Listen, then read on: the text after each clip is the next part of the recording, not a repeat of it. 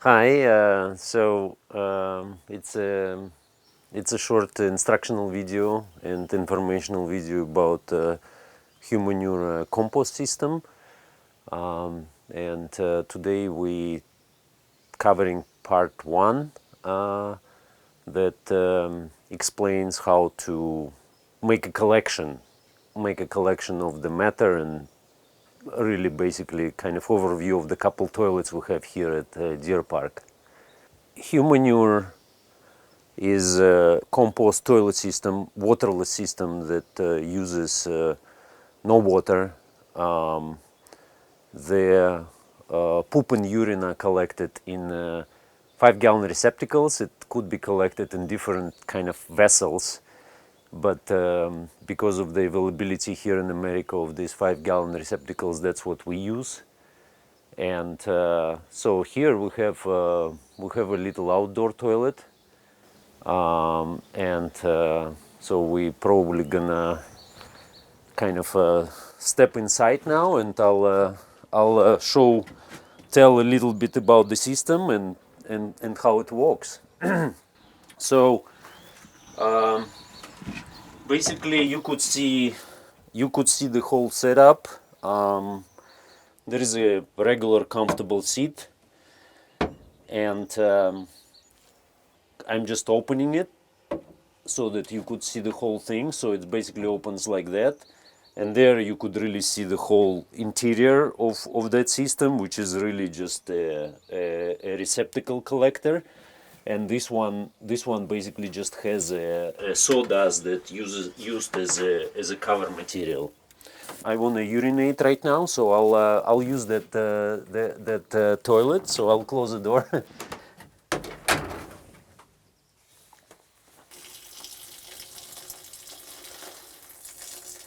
Okay, the business is done, and so now basically really second step after deposit is done, we cover, which is basically we cover with sawdust. This is a sawdust that we obtain from the local sawmills.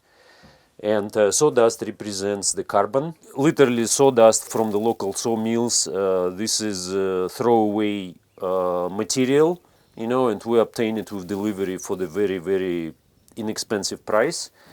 And basically, after the deposit is done, all you do, you cover your deposit by sprinkling a bit of a sawdust, which usually takes about scoop like this. And if Walter, if you come a little closer, you would see how I covered. So basically, after I covered, that looks just like that, and that's what we want. We want to see nothing but the sawdust. And sawdust here represents the biofilter, which really provides the magic of illuminating any kind of odors. This is a completely odorless system, so you have no smells. And later maybe we'll make to some toilets that are located inside the residences, so literally inside the homes. And they've been used there for over a year now. And again, when system is used properly, there is no basically odors on the system. When you do number two, you sit down. Yeah, exactly. When you do number two, you basically just sit down, and you could enjoy the. We like it to have this wonderful view here, and you could basically sit down and contemplate all that water that you saved. Instead of basically this tiny bit of sawdust, we're flushing about 2.5 to 6 gallons of water every time we use the toilet. And as you observe, no water is even brought to that location here. So we're saving the water, as well as with that system we're basically creating a wonderful mixture for future composting, which composting and loading the pile will cover in part two of that video. All of the plywood that we have here is reuse. For the flooring system, we used basically old old pallets. We get the delivery actually into the kitchen on these pallets. So the floor system is just reused pallets as well as reused wood here. And Colin was giving me a hand to build that structure, and Colin and I, we basically put it together in about a day and a half. And toilet like this could be easily put together in any kind of location with the minimal resources, and provide really nice private space where a person could take care of their business as well as contemplate. So very easy. This is a private residence communal bathroom. And here we just want to show a quick example how easily that system could be adapted and set up literally without any additional provisions or any kind of construction. So here we want to show you kind of our urinal setup. So we have a regular water urinal, but community here wanna stop using the water and flushing, as well as collect the nutriments that contained in our excreta. And you could see how easy that setup is again a toilet urinal receptacle, and then it's cover material. No flushing. No flushing. So how much water you save? Just by one pee? When we pee one time, we still flush 3 gallons. That's how our tanks are designed now. Imagine this now. So with that, we save 25 of those. So that's kind of the proportions of our current system. Okay, you want to step inside? So here we have a private residence of one of our community members. So please come inside.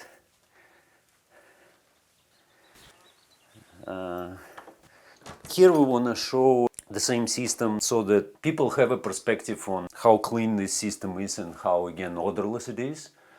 So I invite Walter to kind of testify that you could see how this particular receptacle is basically ready for the exchange, which we'll show in a little bit. And it's basically got 4 gallons of matter collected over about 5 days.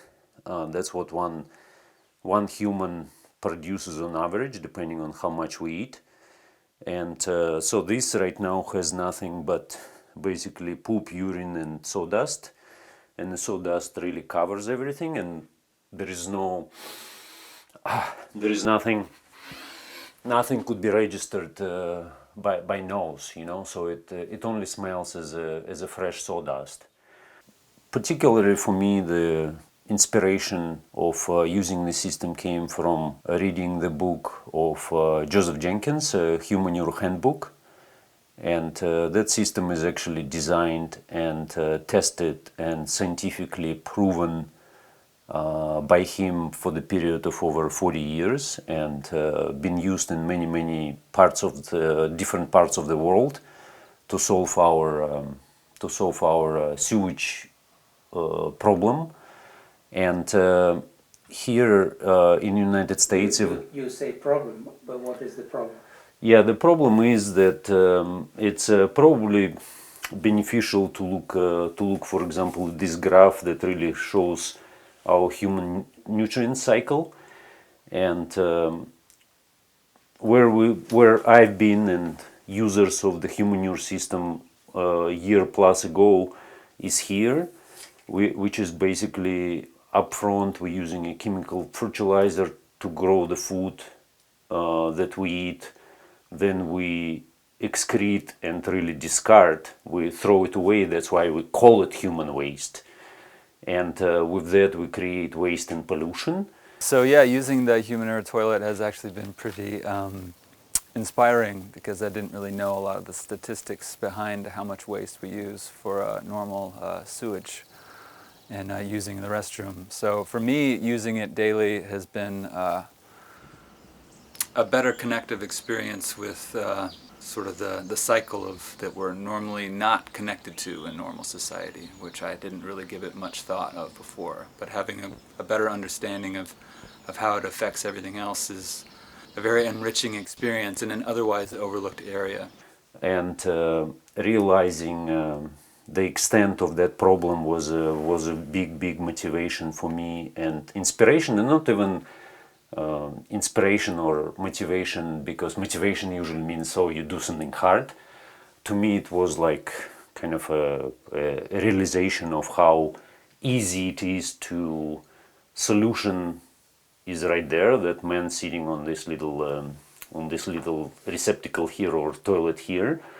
So realizing that this man is really carries the key to the kingdom here of solving that very complicated problem that creates a lot of carbon emission, a lot of runoffs and poisoning of the waterways as well as the underground waterways. And really, our excreta is very rich in nutriments that soil needs to grow the plants, and that system really proven in multiple parts of the world, as well as historically we've been using that. It's basically infinite loop. You don't need any additional inputs into this loop. It's completely self-sufficient. So we produce enough nutriments to actually grow all of our food, and then we eat, and then we excrete, and then we compost again. Very simple system. And also I want to point out that's a system that doesn't need any pumps, any pipes, any energy, any water. That here in California we mostly bring water from out of state or from very far away in the state. For example, state of California uses about 30% of its energy just to move the water, and that does not include all the water we need to move on the backside when we're flushing it, which equates to additional probably 15% of the energy, because all of that is pumping, and water is very hard to pump. So that's really the main inspiration, as well as when we do compost with our excreta, it's really just giving back to earth what we took from her for producing our foods, you know. Yeah, so I think that's sufficient. And now I guess I want to show an actual practical exchange of the receptacle, and you could see how easily it happens. So basically, I also collect organic matter here. You could see some orange peels and some pieces of apple. So I collect it in a separate receptacle from this one. This one only contains the human excreta. So then you could see the toilet is very small and light. And I take that and I put it on top, because all of that will end up in the same compost pile. And then I basically take the lid, close it tightly. You see at no point I touched inside of this receptacle, and that's why this system is extremely clean and sanitary. I don't even need to wear anything special, because all I did, I just closed the lid, and it's basically I try not to raise this bucket because it's quite heavy, but basically this is it, you could see. And I'll take this receptacle with me too to fill it up with sawdust. So, and we could go there and I'll show you how we do that operation.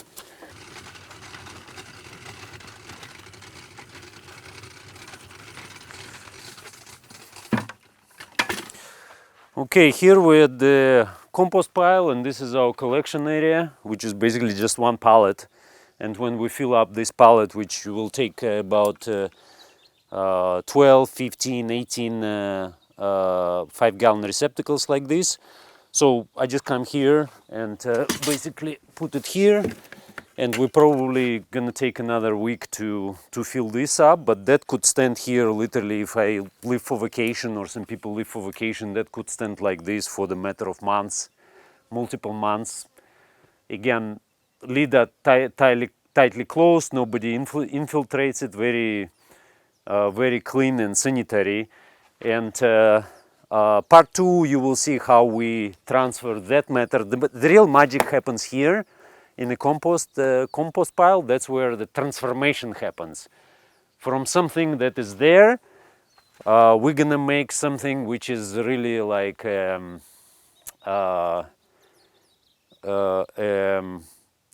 medicine for soil, you know, we could call it. It's literally just curing our soil with this wonderful matter that these thermophile bacteria are producing. So that would be covered in part 2. The sawdust, in order for sawdust really acts as a source of carbon, because in the future we're gonna put it in the compost, and for the successful composting, it's important to have a right ratio between carbon and nitrogen. Our poop and our urine provides wonderful source of nitrogen, and this sawdust from the local sawmills provides wonderful source of carbon. So it's basically a winning combination. And but in addition to that, that sawdust is basically biologically activated, so it's slightly wet, and that's what does the magic of controlling the odor.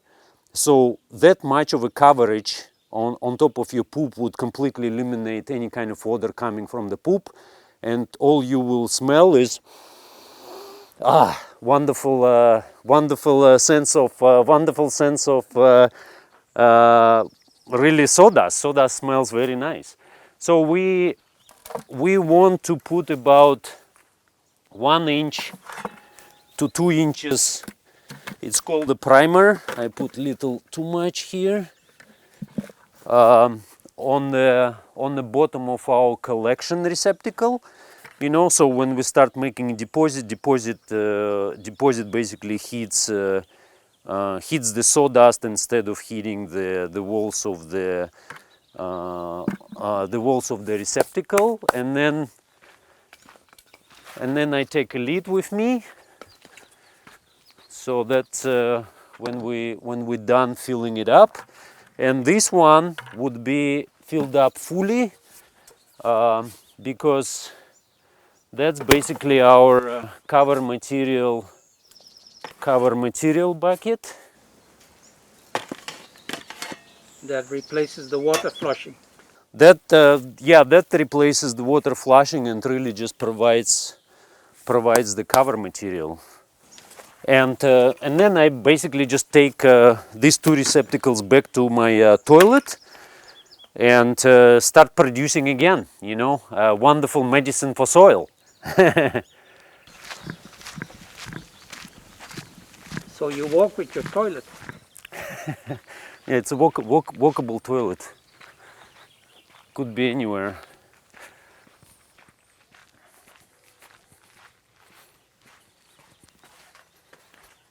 So yeah, I come back to the residence, place the cover material there, dress my seat over a toilet, and off you go. It's ready for use again. So And where can you buy the toilet? this toilet is toilets we build ourselves. All of these receptacles, they are reused, so it's basically old paint buckets, but those you could go and get in the store for less than $5 a piece. And then it's basically, you could see it's a regular toilet seat that is attached to basically the stand that is same height as a receptacle, and then it just has a cutout in the middle. And in Joseph Jenkins' book, there are instructions on building the toilet yourself. It's really very easy. I mean, this I made a little bit fancy because I really like my toilet. So I really enjoy giving it some love too. You know, it was giving me a lot of love, and so I made it a little bit fancy, but it could be done much simpler just by basically 5 sheets of plywood kind of screwed together and cut the hole in the middle, and that's your toilet really, you know. is mostly cyclical, sustainable, has a lot of advantages. Yes, it's a completely sustainable system. For people who are concerned about the water use, this is the answer. For people who are concerned about carbon footprint, this is the answer, because from the standpoint of carbon, this is about 3 to 5% of our carbon emission, world carbon emission, which is chemical fertilizers. It's very energy hungry process to produce chemical fertilizers, as well as this is also very energy hungry process.